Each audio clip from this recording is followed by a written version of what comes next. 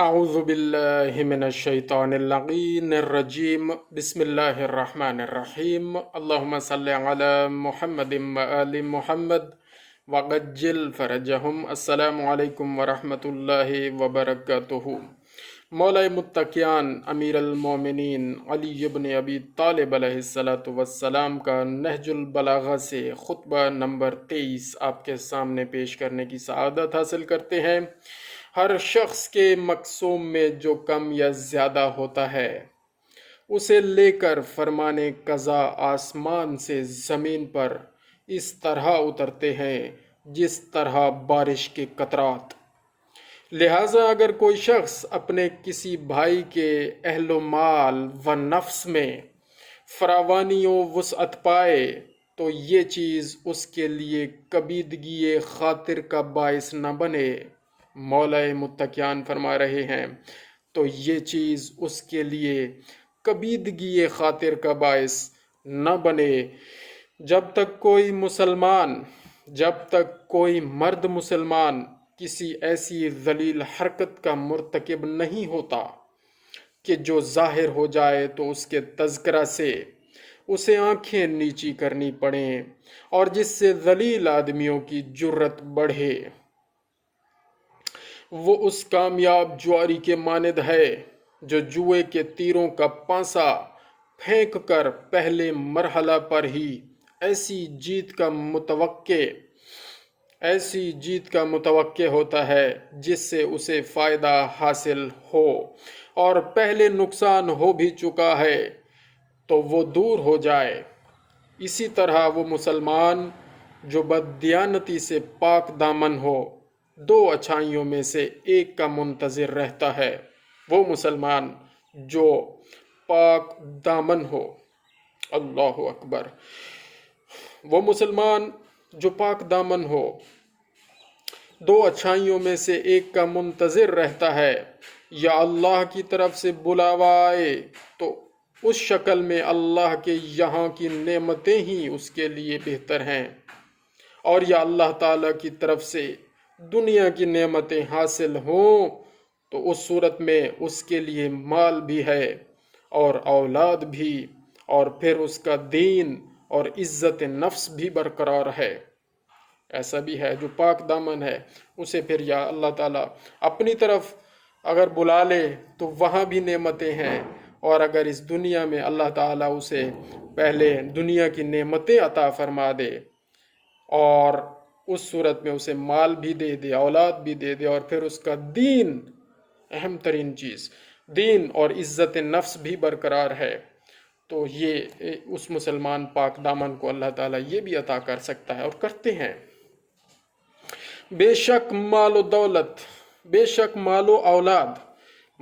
کا لفظ نہیں ہے، مال و اولاد دنیا کی کھیتی اور عمل صالح آخرت کی کشتزار ہے، اور بعض لوگوں کے لیے اللہ ان دونوں چیزوں کو یکجا کر دیتا ہے۔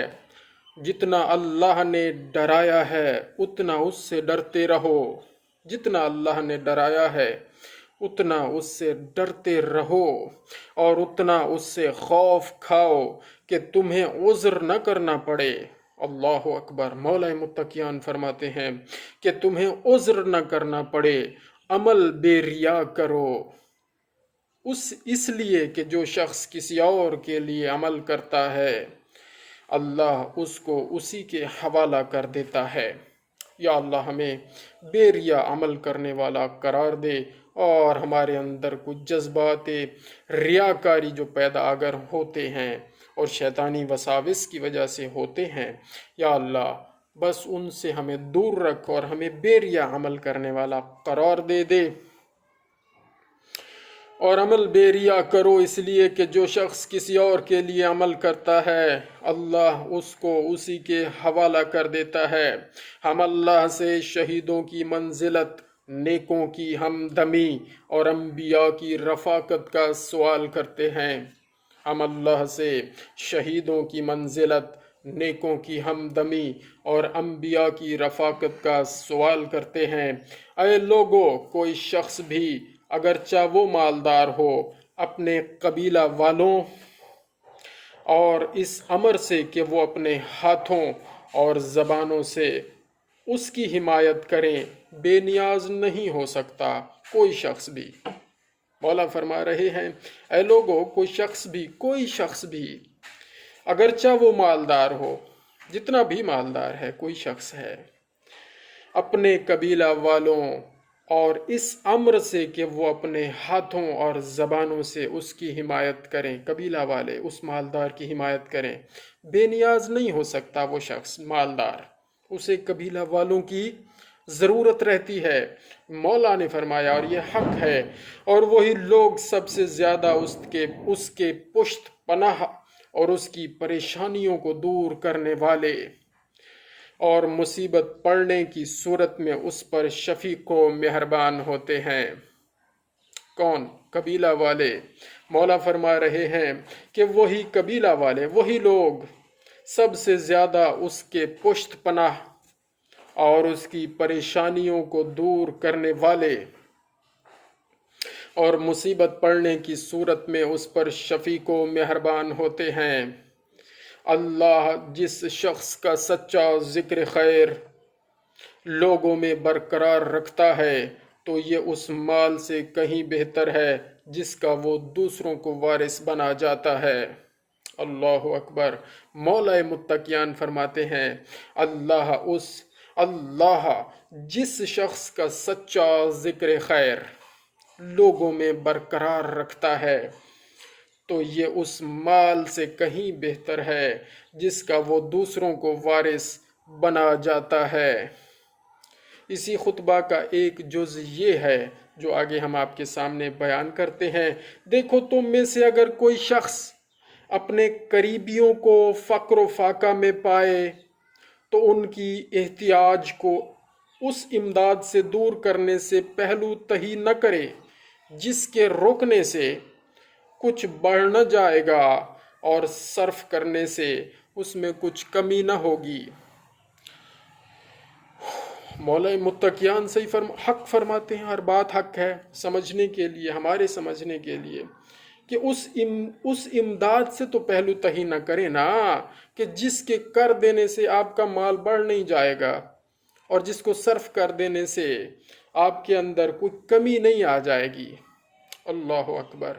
کہ اگر آپ کی استطاعت، آپ کے پاس اللہ تعالیٰ آپ کو دے رہا ہے بہت سارے ہزاروں میں لاکھوں میں پیسے اور رزق عنایت ہو رہا ہے، تو آپ چند سو اگر خرچ کر دیں گے، چند روپے، چند سو، جتنا آپ کر دیں کہ آپ کے رزق میں کمی نہیں آئے گی بلکہ بڑھ جائے گا، اور ظاہری طور پر بھی کوئی فرق نہیں پڑنا، آپ کی روزی روٹی چلتی رہنی ہے۔